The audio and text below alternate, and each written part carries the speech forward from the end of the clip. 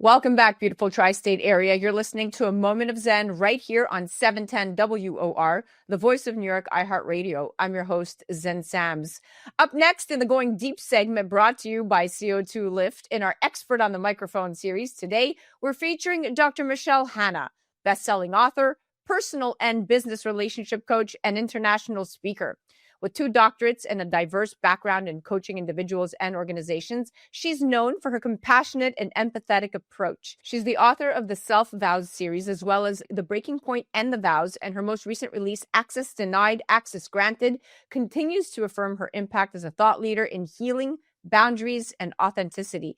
She's going to join me right now to chat all about intimacy and healing, both physical and emotional, and the steps that can guide you towards personal growth and fulfilling healthy relationships. Welcome to the show, superstar. Hi, how are you? Thank you. Glad to be here. So excited to have you on. So I'm going to dive right in. Dr. Michelle, you've written the best-selling books. I mean, one after the next. You've been featured on major platforms, including Fox and CBS, and even Forbes, and even founded transformational experiences like your Self-Vows program, all in which you share your powerful insights on cultivating those emotionally intelligent relationships and the personal development. And I love the wellness and empowerment of it all. So what inspired you to dedicate your life to helping others in these areas? Well, basically, it was my own brokenness, my own healing, my own rediscovery. I remember my first book, which was The Breaking Point. It seems like forever. But what has stood the test of time is my 4 Bs. And so I'll just start with the first B, which is break up. There is a break. That is the pain of it. But the second word is up. So it's a break up, meaning I'm leaving this to this relationship, this career, whatever it is, and I'm elevating myself. I'm evolving. I'm going to the next level. The second B is break down. That's when we go down to the surrender, the pain of it, the lessons that we need to learn. But there's a break, and then we need to go down in the valley of that experience and surrender to it and learn the lessons. The third B is the breakthrough. There is a break, and it's the through. You can't spell through without spelling rough. So it will be rough, but you will get through it. And then there's the last B, which is breakout. After we settle and we let the dust settle and we get clear about things and we're accountable to whatever it is that we've been through and we've gone through, and accept it and honor it as our lesson, we then break back out into executing our purpose. So that is what I have really lived my life by. That is what I teach my clients, is to first start with those 4 Bs. And once you really accept that part, it's going to be a much easier journey to get through whatever it is that you're going through, because we're all going through something. Even though people think I always have it together, no, I'm going through something right now that is one of the toughest battles of my life right now, but I'm getting through it. So that has been the reasoning of my work with others, and also my self-work. Wow. You are a trailblazer, sister. I mean, I always say hurt people, but healed people, heal people, right? Yes. Now let's chat about intimacy. We know it's not just physical, it's also emotional, and both are deeply interconnected and equally important. As a relationship coach and the intimacy architect, how do you see intimacy playing a role in relationships, and why is it so important to nurture both sides of it, physical and emotional? Well, intimacy is literally the lifeline to relationship. You have to have both.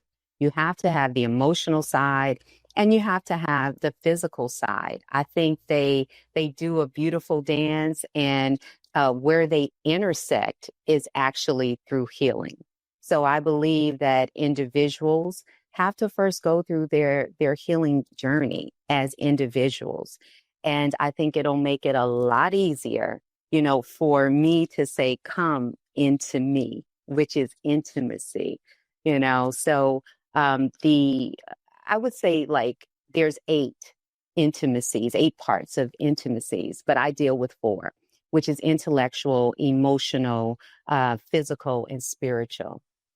I think that those 4, in my opinion, are the most profound.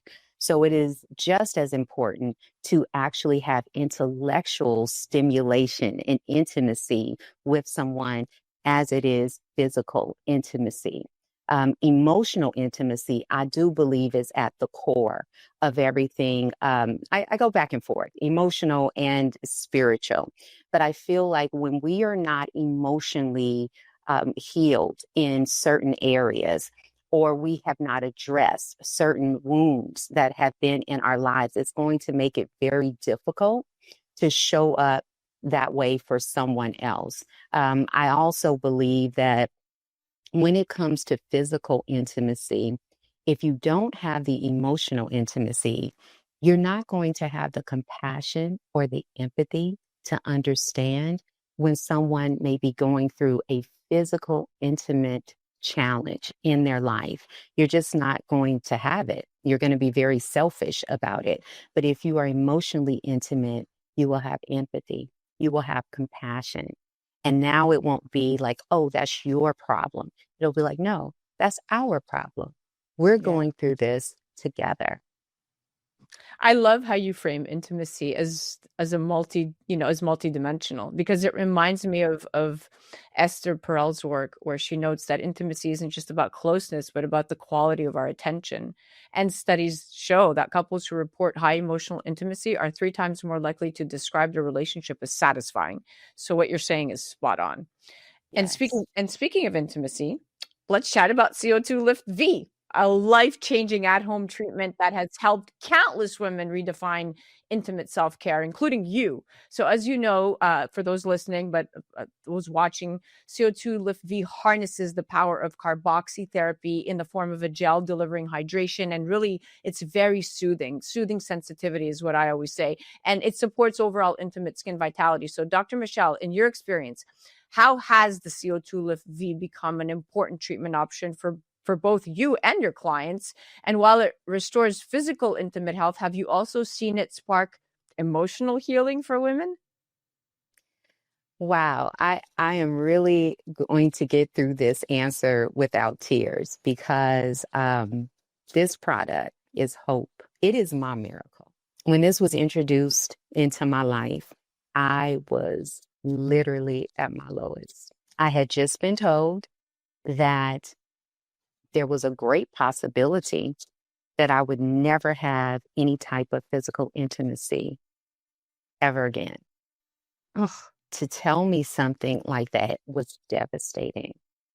And when I met Lana, we hear about meeting angels, but I met an angel for sure, because she was the hope for me. And what I mean by that is I was told that I needed to go on a low dose of a topical chemo. And I knew in my heart that I did not want to do it. I knew that I wasn't going to do it. And I met her and she gave me her product. And in 23 years of burning, I used her product and it wasn't there. And I was in shock. I didn't even know how to feel because I'm like, is this real? Is this really real? Pardon me, what's your official diagnosis? So I had a rare skin cancer that was in the vulva area, but I'm Mm. also a cervical cancer survivor.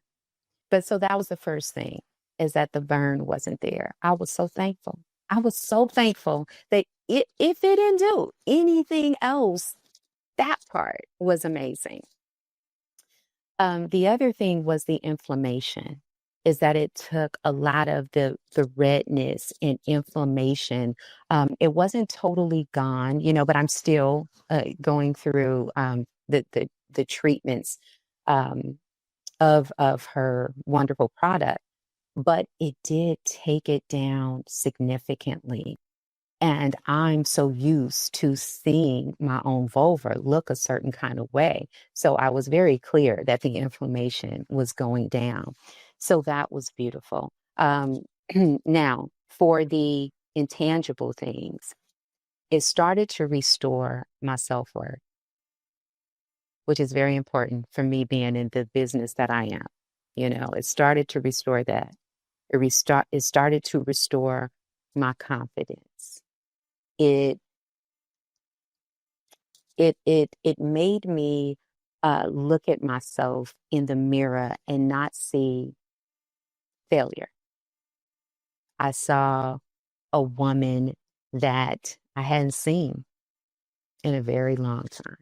Look, there's 50% of women out there, they experience some form of vaginal dryness or discomfort after 40, but so many suffer in silence, whether it's something extreme like your situation or something just like, uncomfortable sex or dryness. That's why I think treatments like CO2 Lift V are not just about self-care, but about self-empowerment, which is what we're talking about Yes, here. And treatments like these paired with the work you do are so important for helping break stigmas and encourage transparent and honest conversations around intimacy. It reminds me of a yes, quote. It reminds me of a quote by Peter Bromberg when we avoid difficult conversations, we trade short-term discomfort for long-term dysfunction, right? yes. And however, opening up and engaging in difficult conversations, it's often easier said than done. So, Dr. Michelle, how do you help clients who are hesitant take those first steps towards transparency and ultimately healing? And why are these conversations so important? It's a need. And there's a freedom in having tough conversations. So I think the first thing is to the acceptance of I need to have this conversation. I need to be transparent. And I think there's a difference between honesty and transparency. Honesty is, I just feel like it should be a given. Like we really do owe people honesty, just to be honest, just to tell the truth. Now, transparency is something different. That's me actually telling you the things that you didn't ask and me actually being transparent about those things on purpose. It's not easy. It's uncomfortable, but I do feel when you take little small transparency steps, the freedom that you get from that, then you will be prepared to then take the bigger steps. And also to, sometimes when we're even dating, and I have a lot of clients that they're dating and they have different purposes on why they date. And they're always asking, well, when should I say this? Or when should I, speak about this, which I think is very important for maybe that person to know. I always say that when you lie, sometimes it's not a blatant lie, sometimes it's the lie of omission. But when you lie, you really take the other person's choice away. Because if they had known that pertinent information, maybe they would have made a different choice. So that's why I think that transparency is just so important. Which brings me to your self vows series. So programs and retreats are rooted in the idea that healing starts with the self. You describe how we spend half our lives wanting and waiting to take the traditional wedding vows with someone else, but we are unaware that what we need to take is the vows to self first. So if you could describe briefly, what does that process look like and why is it such a critical first step before we can build healthy relationships with others? So, for example, to love and to cherish. Most people, you actually say, hey, do you love yourself? Oh, yeah, I love myself. But they don't spend time with themselves. They don't go on dates with themselves. They don't even know what they really like to do. They don't know what sets their soul on fire. They don't know what their purpose is. They hadn't spent that time with themselves to one, like themselves, then to fall in love with themselves, then to really love themselves and to keep building on that love from level to level to level. They haven't done that. And when it comes to cherish, a lot of us that are givers, we pour and pour and pour to so many people, but we don't do that for ourselves. We have a long list of people we help, but we don't even make the list. So when you think about that, just that one vow, and to love and to cherish. If you don't do that for you, how do you show up in a marriage, in a relationship, and know how to really extend that to the other person? And I just want to say this one more thing.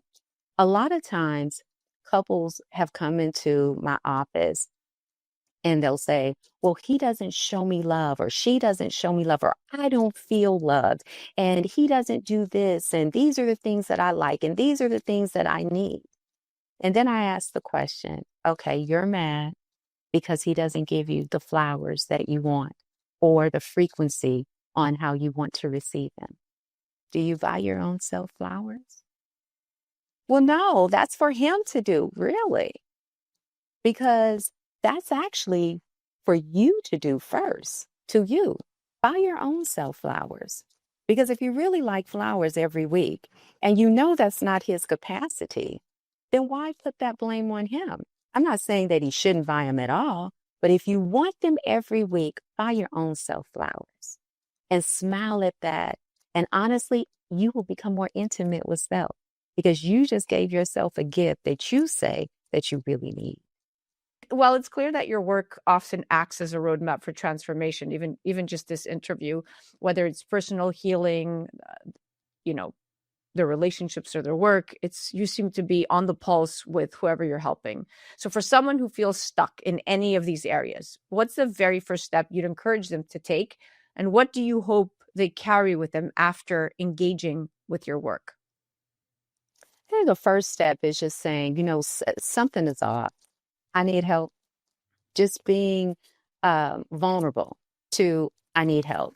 Maybe not even knowing so much of what you even need help with, but just knowing that there's something, especially women, we know intuition that something is off and that we need help. I think that's the first step. The second step is the acceptance of that you got some work to do and that it will be a process and that it's not going to be overnight. So, for example, if you're 40 years old, then it's taking you 40 years to get there. So it's not going to take you overnight to go through the process, and be willing and patient and give yourself grace with that. We are actually doing the self-house retreat. We do like 4 of them a year. And with me not being as well as I wanted to be this year, we are only doing one, which starts on Thursday.